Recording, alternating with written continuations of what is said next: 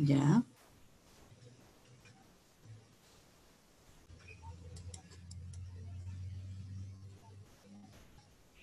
Ya.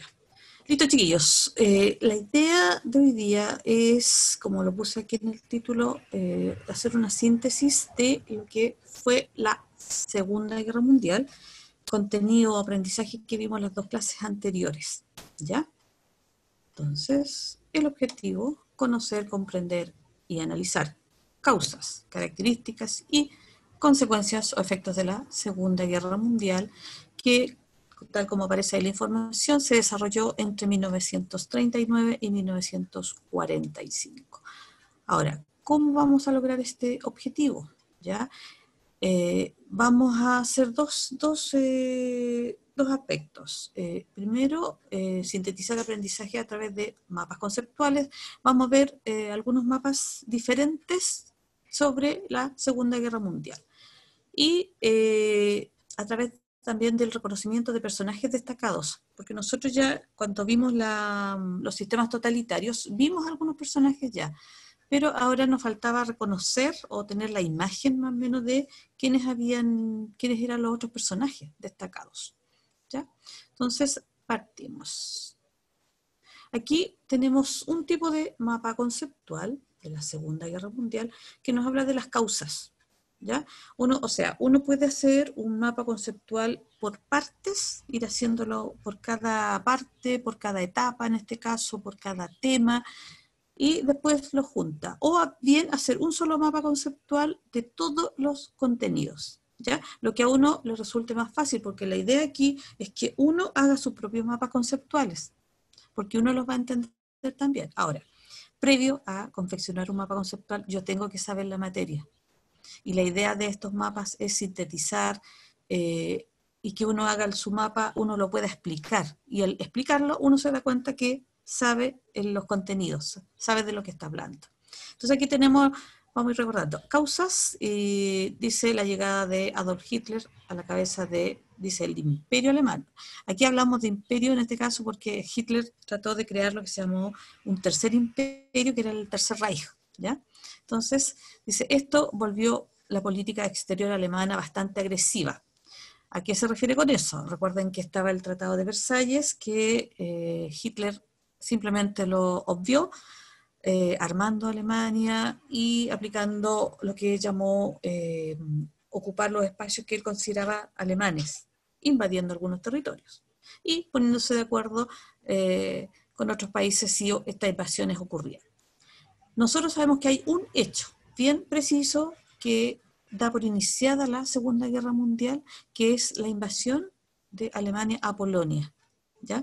Hubo varias causas, acuérdense que también está la que viene a continuación, que dice, los países europeos no se mostraron agresivos contra los alemanes, y esto provocó que Hitler los viera como países débiles. Es decir, las potencias como Gran Bretaña, como Francia, aplicaron lo que se llamó, acuérdense, la política del apaciguamiento, es decir, tratar de no volver a iniciar un nuevo conflicto, evitar los problemas en este sentido.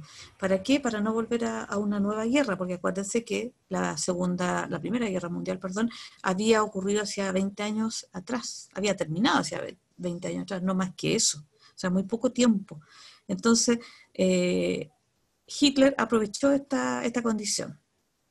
Y acuérdense que Alemania había firmado un pacto secreto de ayuda mutua con, en este caso, la Unión Soviética. Y se habían puesto de acuerdo que si se ocupaba Polonia, la repartían. O sea, Polonia desaparecía del mapa y quedaba una parte para Alemania y la otra parte para la Unión Soviética. Entonces aquí hay la idea aquí, entonces, de este mapa conceptual es ver las causas de la Segunda Guerra Mundial bastante resumida. Uno podría agregar quizá algunas fechas, como por ejemplo la invasión a Polonia el 1 de septiembre del año 39, ¿ya? A lo mejor colocar la política de apaciguamiento ahí, que se llamó eso de que los países, las potencias europeas no reaccionaran cuando Hitler invadió territorios. Acuérdense que anexó a Austria primero, ocupó los Sudetes, ¿ya? y después ocupó Polonia.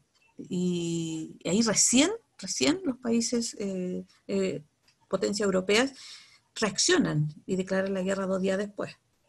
Y la alianza o el pacto que firma Alemania con la Unión Soviética, que también aquí se le llamó también el pacto de acero. ¿Mm? Entonces aquí, así que aquí es bien importante, uno puede irlo completando, a lo mejor le gustó esta forma, así que uno hace las causas, hace el desarrollo y después hace las consecuencias.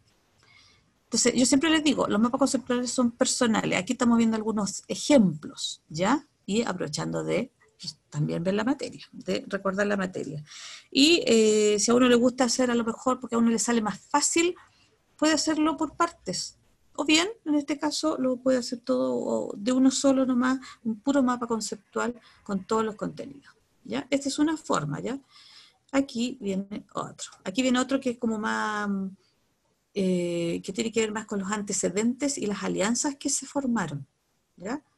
Y entonces, y tiene los conectores así bien claritos, el otro no los tenía tan claro, era como otro tipo, pero sirve igual, para aprendizaje va a servir igual. Entonces tenemos el gran tema que es la Segunda Guerra Mundial, dice los años que se desarrolla, tenemos antecedentes también, que están la situación después de la Primera Guerra, destacando la Alemania, entre comillas, humillada, como fue considerada, acuérdense, la culpable de la Primera Guerra Mundial, que se le aplicó todos los puntos del Tratado de Versalles, prohibiéndole armarse, prohibiéndole expandirse, y aplicándole multas también económicas, sanciones económicas. Otros antecedentes son los totalitarismos, que ya nosotros los habíamos visto, ¿ya? El fascismo, el nazismo, la formación del eje Berlín, Roma, Tokio, ¿ya?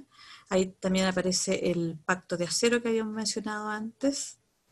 Después está el expansionismo alemán, el Anschluss, que es la anexión de Austria. Acuérdense que Austria por los alemanes era considerado parte de su propia cultura. La anexión a Checoslovaquia, etc. Y vemos acá los pactos de no agresión y las alianzas. Acuérdense, está por un lado en los países del eje, que serían Italia, Japón, Alemania, pero no eran los únicos, esos son los más destacados. También a esos países se van a agregar los que están ahí en ese recuadro, y están también los aliados, ¿ya? Que en algunos casos también aquí van a aparecer. Aquí aparecen entonces dos puntos, que son las alianzas, o sea, los países, porque acuérdense, para la guerra tienen que haber dos por lo menos que se enfrenten.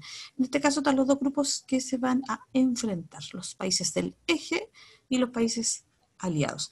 Siempre hablamos normalmente de las potencias más destacadas, ¿ya? En el caso de los aliados está la Unión Soviética. Acuérdense que una vez que Alemania los ataca, ellos ya también obviamente declaran la guerra a Alemania. Acuérdense cómo se llamó la operación que Alemania atacó a la Unión Soviética, la operación Barbarroja, ¿ya? Porque a todos le ponían nombre.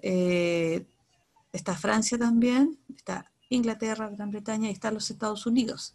Y aparece un año ahí donde está Estados Unidos, que es el año 41. Y acuérdense que Estados Unidos apoyaba indirectamente a los países aliados, pero ya con un hecho puntual, como fue el ataque a la base de Pearl Harbor en Hawái, ya declara la guerra. O sea, oficialmente ya forma parte de los países aliados. Aquí entonces tenemos otro tipo de mapa conceptual en que aparecen dos partes, alianzas y los antecedentes, ¿ya?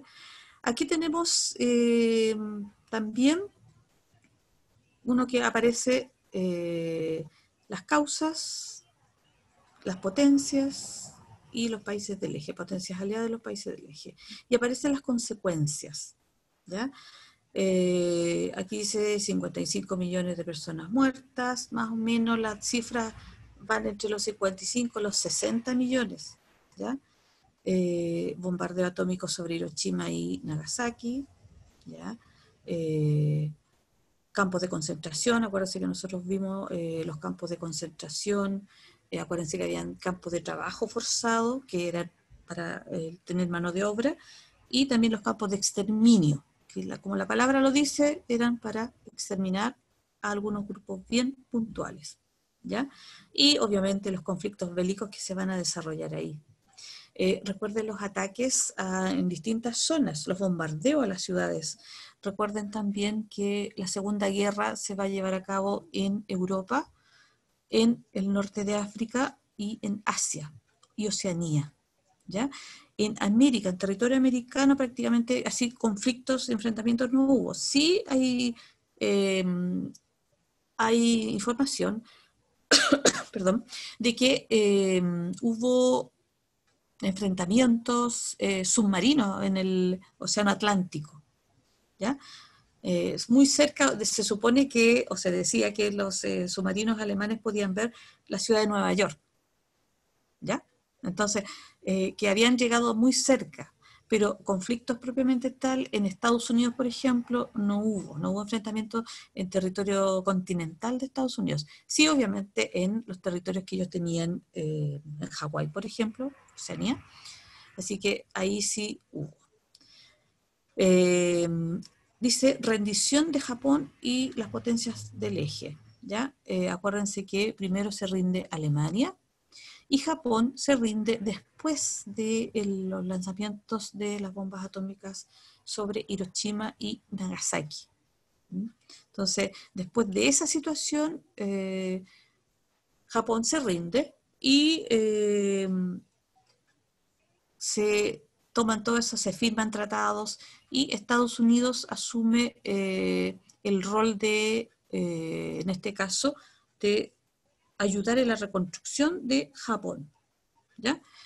Y también acuérdense que hablamos de un plan que se creó para la ayuda económica, la reconstrucción de los países de Europa, pensando que la guerra, entre otras consecuencias, tiene como resultado que la agricultura no funciona, por lo tanto alimentos hay muy pocos o no hay, lo que va a provocar mucha hambruna y problemas en la población porque no hay alimentos, que la industria tampoco funcionó, ¿ya? Que muchas veces los sistemas de salud tampoco estaban funcionando, educación, nada que ver, nada, y nada de nada.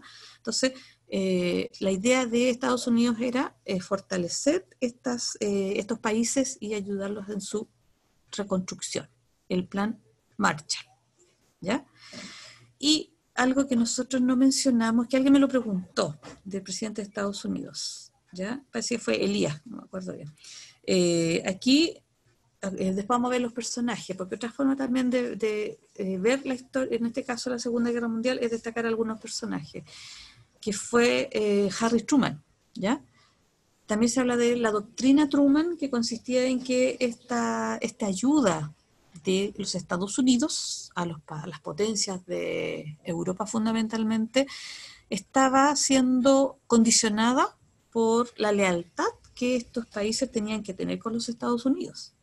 O sea, no era una ayuda así como uno puede decir, una ayuda gratis, por nada, sino que la condición era ser o mantener la lealtad con los Estados Unidos. A cambio, y por eso habla de la doctrina Truman, por el presidente Harry Truman, que va a gobernar después que fallece Roosevelt. ¿Ya? Otra consecuencia, y volvemos aquí al mapa conceptual, es la creación de la Organización de las Naciones Unidas. Recuerden que se crean las Naciones Unidas, firman en un comienzo 51 países, firma la Carta de Creación de las Naciones Unidas. Este organismo surge en la ciudad de San Francisco, en Nueva York. Actualmente tiene su sede en la ciudad de Nueva York, perdón, San Francisco, Estados Unidos, y ahora tiene su sede en Nueva York, en la ciudad de Nueva York, está el edificio de las Naciones Unidas ahí. Y el objetivo es reforzar lo que antes había sido la institución que fue el antecedente de la Organización de las Naciones Unidas, ¿ya? Entonces, que surgió después de la Primera Guerra Mundial, que entre otras también se le llamaba la Liga de las Naciones, etc. Y ahí era en el fondo, el gran objetivo de las Naciones Unidas es evitar el desarrollo de nuevos conflictos bélicos, ¿ya? O sea, mantener la paz. Nosotros sabemos que del año 45, cuando fue creada las Naciones Unidas, hasta ahora han habido distintas guerras en distintos lugares del mundo, y hay zonas en donde la guerra se ha posicionado prácticamente por mucho tiempo, como es el Medio Oriente, por ejemplo.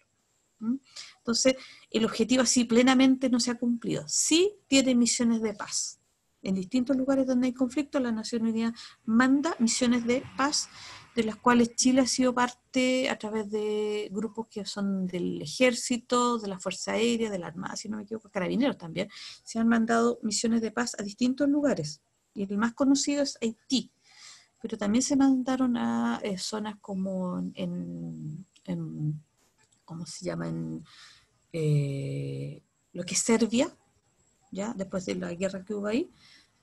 Y en la zona de Asia también se han mandado misiones que son de paz. O sea, las zonas que logran la paz, mantener una misión de la ONU para mantener esa paz y lograr que las personas o los grupos o que se están enfrentando mantengan su situación de paz. Otra consecuencia que nosotros mencionamos fue la descolonización de Asia. Y aquí pusieron América, pero es África, ¿ya? En América quedaban colonias, pero muy pocas, las que estaban dominadas y acuérdense que en el Caribe hay muchas islas que son de habla inglesa y también de habla holandesa, ¿ya? Pero las que más se empiezan a descolonizar son las de Asia, partiendo por la India, el año 47, 48, África, que ya en general en África se empiezan a descolonizar o a independizarse en su gran mayoría de los países en 1960 en adelante, ¿ya? Y lo que mencionamos también que es la rivalidad entre Estados Unidos y la Unión Soviética y que va a causar la Guerra Fría. ¿Por qué? Porque cuando ya termina la Segunda Guerra Mundial, estas dos potencias surgen como las más fuertes, las más importantes. Y hablamos nosotros también, acuérdense que ellos prácticamente dividieron el mundo como su dominio. En el caso de Europa estaba muy marcada lo que era lo que se hablaba de la cortina de hierro, cuando yo les expliqué el otro día con unos mapas, en que hay países de Europa occidental bajo la influencia de los Estados Unidos y en Europa oriental bajo la influencia de la Unión Soviética. ¿Se acuerdan?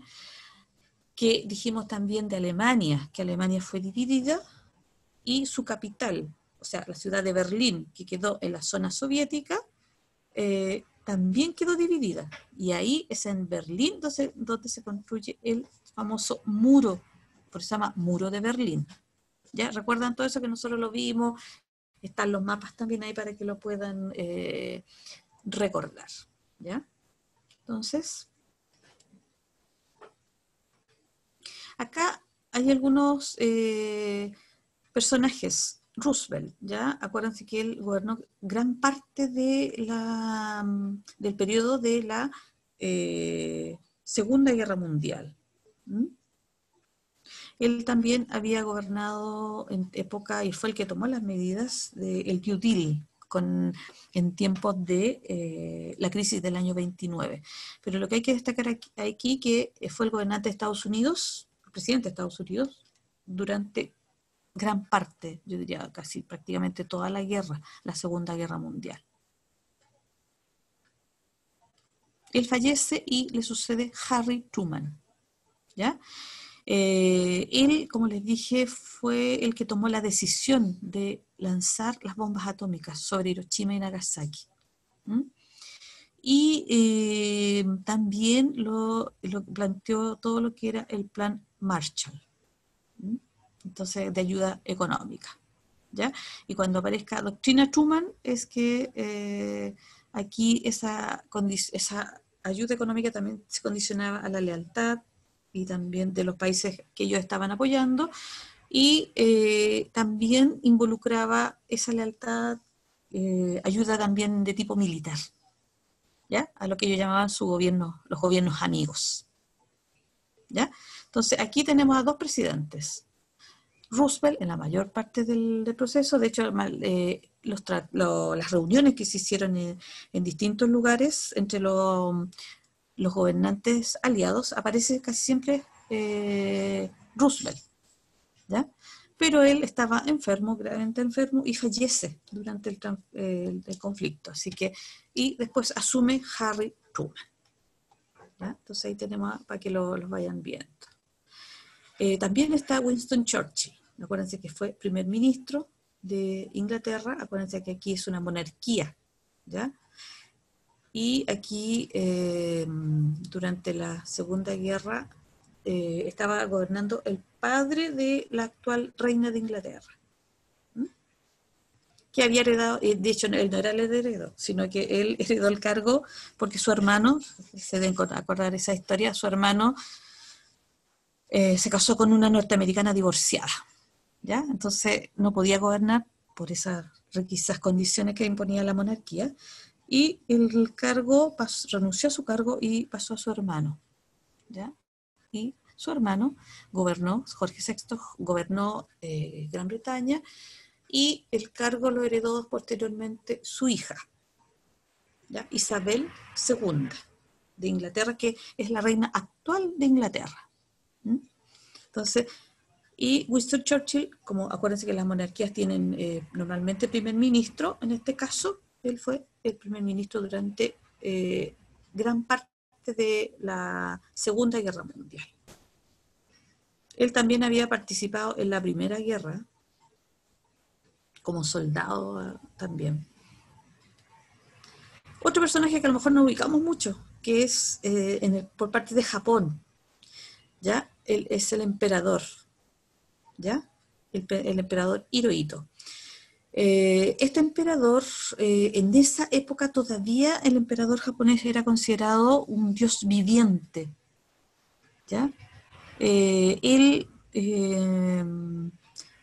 no gobernaba políticamente, sí, todas las decisiones se le consultaban, se le informaban, todo, pero él nombraba a una persona que en este caso iba a gobernar Japón, ¿ya? Pero el que tenía el poder prácticamente total era el emperador, que en este caso era Hirohito, ¿ya? Japón todavía tiene emperadores, ¿ya? Todavía. Entonces es una monarquía también en la actualidad. Así que acá él puso en su cargo, o sea, en el cargo como de primer ministro a un, se llamaba Tojo, Hideji Tojo, ¿ya? O Toyo dicen algunos, ¿ya? Entonces, pero aquí el que tomaba las decisiones era el emperador. Siempre tenía que saberlo todo, porque si era considerado un dios viviente, prácticamente estamos hablando del siglo XX, ese era el concepto. Y lo otro, recuerden que los japoneses planteaban otra mentalidad frente a la guerra, la idea del honor, de no ser derrotados, de luchar contra, digamos, esa derrota, era indigno ya para ellos ser derrotados. Entonces muchas veces acuérdense que están los aviones, los kamikazes, estaban dispuestos a morir, ¿sí? El Hirohito, y sería, vamos a dejar de compartir. Y la idea aquí, chiquillos, es que cada uno de ustedes, con la información que tiene, están en los Power, está en su texto, está en un montón de documentales que hay sobre la Segunda Guerra, puedan hacerse un esquema que a ustedes les sirva, porque los esquemas en este caso son bien personales. Yo seleccioné algunos con distintas formas, ¿ya? Porque en este caso los mapas conceptuales son, como les digo, bien personales y sirven ¿para qué? Para que uno, porque uno me puede decir, profe, tanta información, claro, tanta información, de repente a uno se confunde o no entendió algún proceso, alguna cosa. Entonces la idea es que uno los confeccione. Como les digo, puede ser por parte, porque la guerra tiene inicio, desarrollo, término, consecuencias. Entonces uno lo puede hacer por parte, si le sale más fácil. Porque la idea es que les sirva a ustedes, ¿ya? Para estudiar.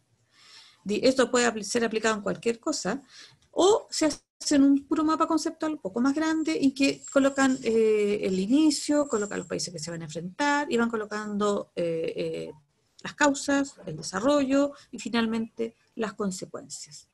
Entonces uno puede hacerse un puro mapa conceptual con todo o hacerlo por partes, ¿ya? Recuerden que no todos aprendemos de la misma manera. No todos entendemos a lo mejor las cosas de la misma manera o con la misma rapidez, ¿ya? Entonces, la idea de esto es que ustedes puedan hacerse estos mapas conceptuales, los hagan en su cuaderno, ¿ya? Y los puedan ahí desarrollar y poder estudiar, ¿ya? Eso por un lado, y ahora me gustaría, en estos minutitos que nos quedan, no sé si tienen alguna duda respecto de todo lo que vimos. Recuerden que tienen también el texto, tienen harta información sobre la Segunda Guerra, pero en el fondo es ese manejo de saber este desarrollo de este conflicto que trajo consecuencias no solo para Chile, sino que para todo el mundo en general. ¿Ya? Entonces, me gustaría dudas pues, a través del chat o bien si quieren pedir hablar, ¿ya?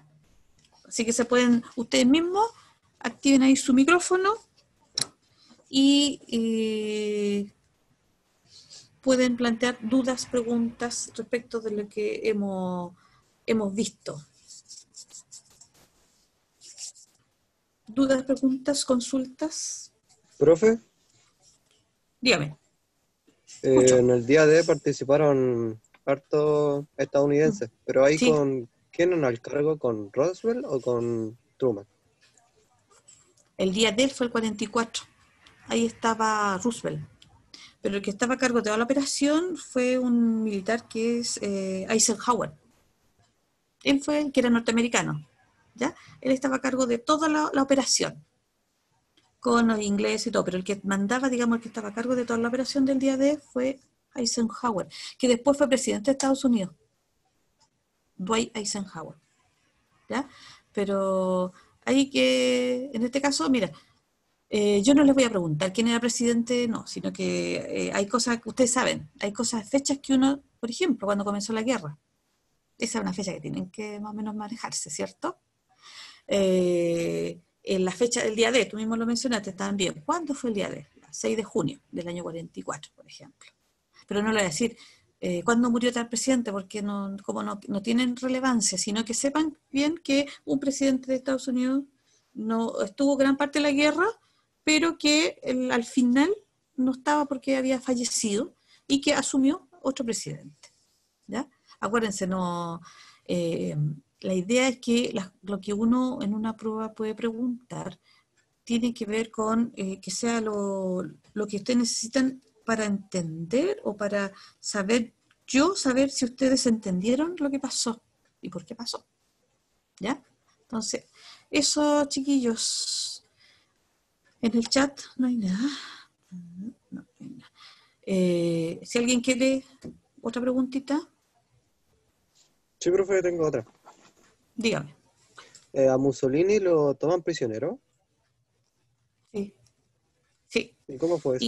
Y, ¿cómo se llama? Lo toman prisionero y lo matan y lo exponen. De hecho, hay unas imágenes, yo no las quise poner en el Power anterior, no las quise poner. Lo exponen ahí en la plaza de Milán, si no me equivoco, y lo cuelgan de los pies, ¿ya?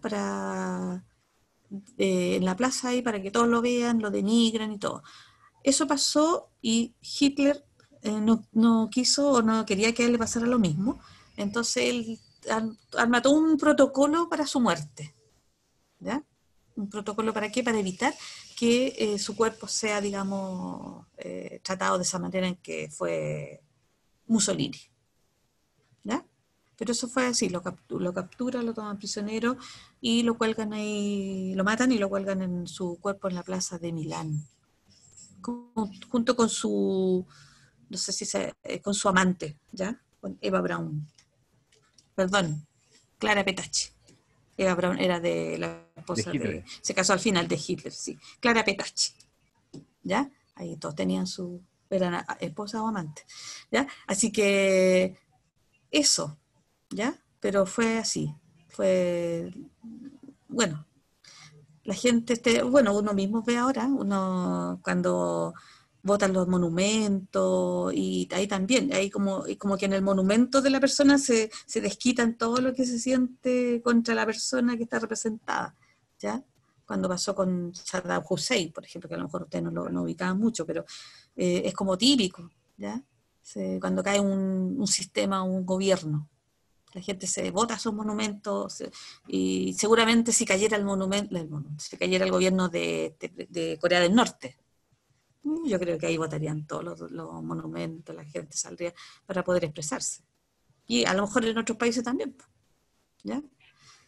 Estaríamos entonces, don Andrés, necesito unos minutitos sin grabación